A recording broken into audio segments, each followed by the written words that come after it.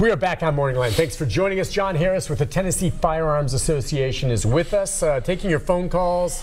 Interesting conversation. When it gets to the legislation, we have so many calls for you. Let's go next to Jeff. Jeff, good morning. Hi, Jeff. How you doing? Good. What's on your mind? Question for John. I heard, what is the new law on the books if you have purchased a gun, handgun, but you do not have a carry permit? I understood for home protection, but inside your car, and in part two of that, Nick, I heard you say if someone lived downtown and they parked in a garage blocks away, they couldn't carry it back to their home. So what's the name of that law? Yeah, it's crazy. Yeah. They need to fix that. That statute came on the books in July of 2014. And if you want to actually read the language, it's Tennessee Code Annotated 39-17-1307 subpart E. And what it says is that if you legally possess the motor vehicle and you legally possess the firearm, you don't have to own it, you're just legal possessor. And there's some exceptions for company provided cars, so let's take those out. But if it, basically if it's your car and it's your gun, you can transport it in that vehicle, whether it's loaded or unloaded, whether it's a handgun, a rifle, a shotgun, a machine gun, it doesn't matter. And you don't have to have a permit to transport it now. Kind of like, it's like an extension of your home. It is an extension of your home. Yeah. That's sort of how it's written. Now, and they've amended it. Now it includes boats. I don't think it includes scooters, but I don't really want those guys carrying guns. That's another. But the law basically says that if you possess it, whether you got a permit or not, as long as you legally possess it, you can have it in that vehicle. And if you get out of the vehicle, you can't take it with you unless you're on your property or property where you have permission to have the gun. You have to leave it secured in a non-visible format, either in a locked car or a locked container, maybe if you've got a convertible. But the gun's got to stay in the vehicle unless you have a permit. So Nick's example is, and something we talked about on a prior show, is let's say you live downtown, or like me, you work downtown, but you park 2 or 3 blocks away, or maybe you park over at the Titan Stadium and walk across the bridge. You can't take it with you from car to destination. Because you don't have the permit to do that. Because you don't have a permit. So technically, you would be in violation of the law, and people like Jeff, I'm sure, want to abide by it. Now, for all practical purposes, if you really wanted to, no one's going to know you have the gun. But again, you're breaking the law. So I'm just saying, but you know as well as I do, there's plenty of people that will carry it because they're not going to leave it in their car. They don't want it stolen. Now, I guess what you should do is just go ahead and get a permit. Permits are cheap. You might as well get it. May as well get it. But that's something to keep in mind, Jeff. But get the original style permit, not this new piece of junk they just passed.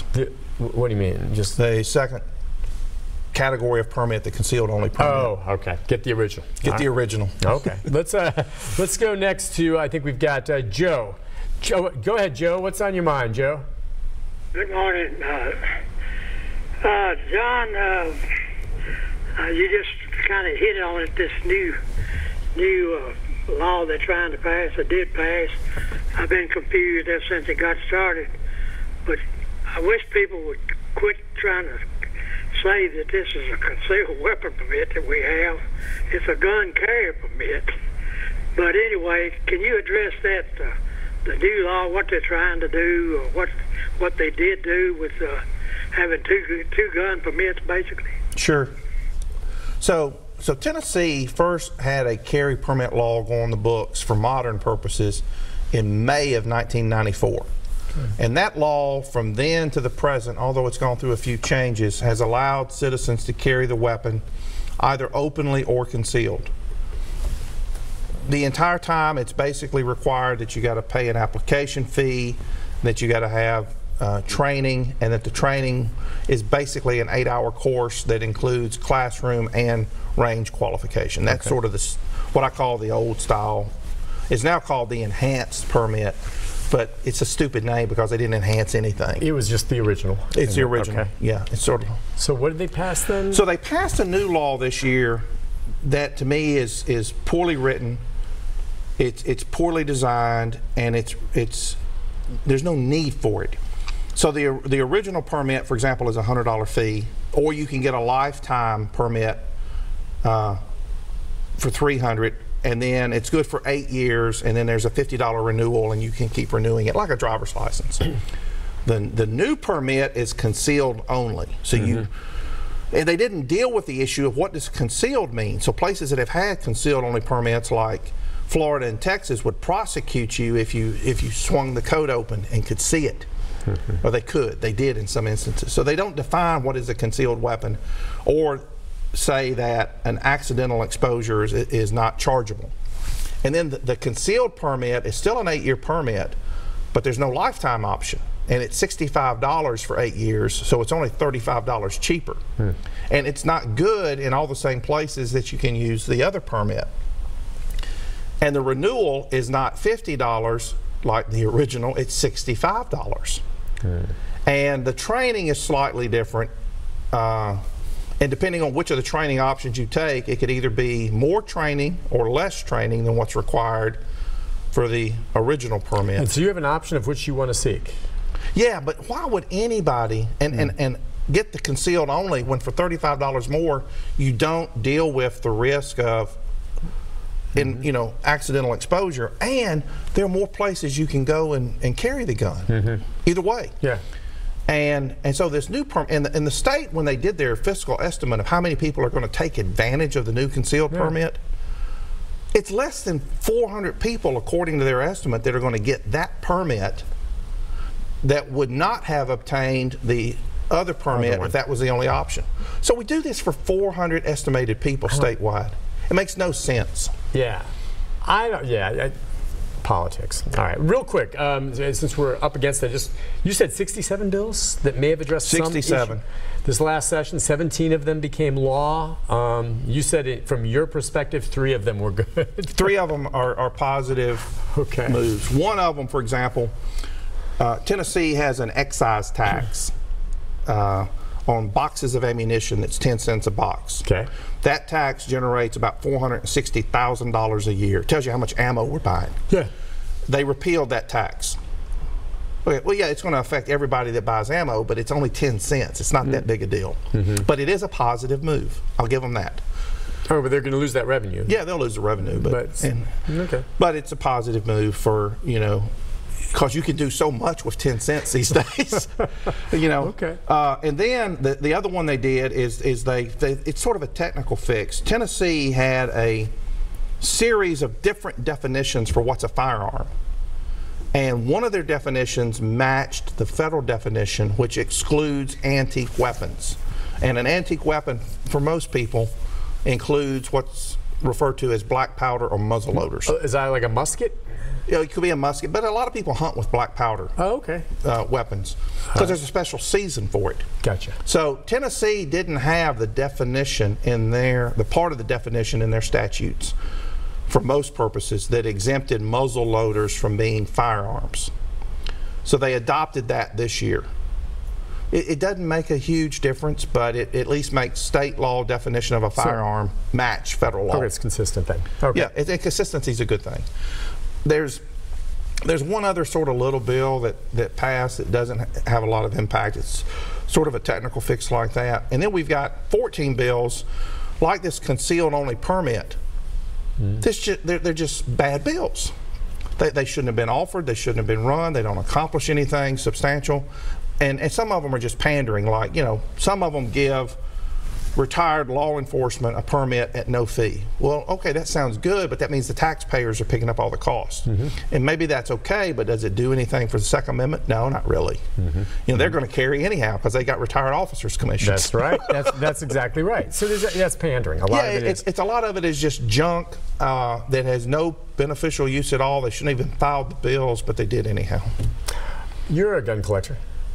I'm an acquirer. Do you have a blunderbuss? No. Do you want one? I've got really no use for them. Okay, but they're cool, aren't they? Yeah, they are. The blunderbuss, is that what pirates I sort of stopped at the movie The Patriot. If they had those guns, I might be interested. We were talking about how that movie is. He was explaining to me what a militia is, which is a great movie. I love the movie The Patriot. Let's go to Tony. Tony, good morning, Tony. What's on your mind? Good morning. Thank you, Mr. Harris. He's a scholar and gentleman. I know him well. What I'm calling about is like if these guns in the airport, is that a federal charge? Why ain't these people being arrested bringing these guns in the airport? And also, I was trying to figure out why the situation with the state capitol and these metro buildings, you can't carry a weapon in there. The state capitol should be federal, not state.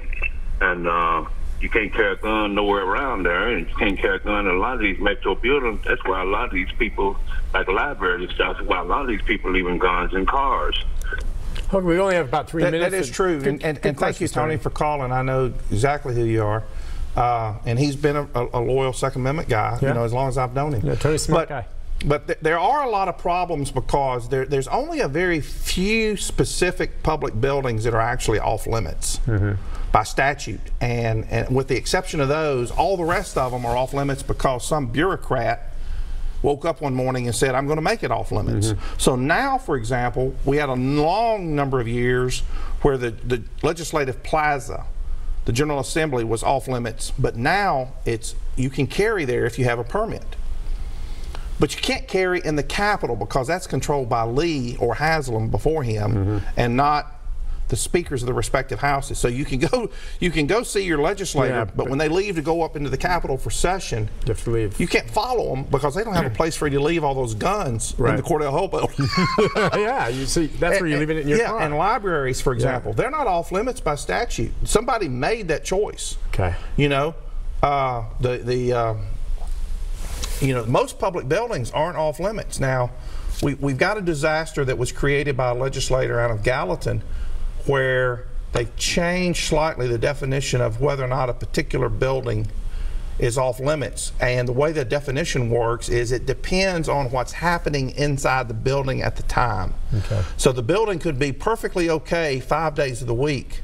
But and then if they have this particular activity taking place, which is court proceedings, then all of a sudden it's a Class E felony to go in that building, even if you have a permit. It's confusing. Real quick, since I know we just have 30 seconds on that, because a lot of people may wonder about airports. Most of the time when guns are discovered at check-in and all this, they're honest mistakes. Yeah, they are. They're honest. And so, I don't know. Now, if you're caught really trying to sneak a gun on and maybe use it, yeah, you're going to get nailed, and you're going to face a lot of prosecution. But more often than not, you get caught, you're probably going to miss your flight. It's going to be a big darn headache for you, and it sure as heck wasn't worth it. But would you agree that most people do just forget? Most of them just forget. Oversight. So would it be federal, I guess? No, every time I've seen it. Well, it can be to officer's discretion. Okay. Typically what I see is you can see a metro charge for possession in a prohibited place, and then TSA will fine you for having a gun in an airport. They don't. I've not seen it criminally prosecuted if it's just a mistake by the federal government. And I think that's a rational way to do it. John, thank you. Thank you very much, my friend. A pleasure having you on. We'll see you again soon if you don't mind. Yeah, sure. Back on. It's always a good conversation.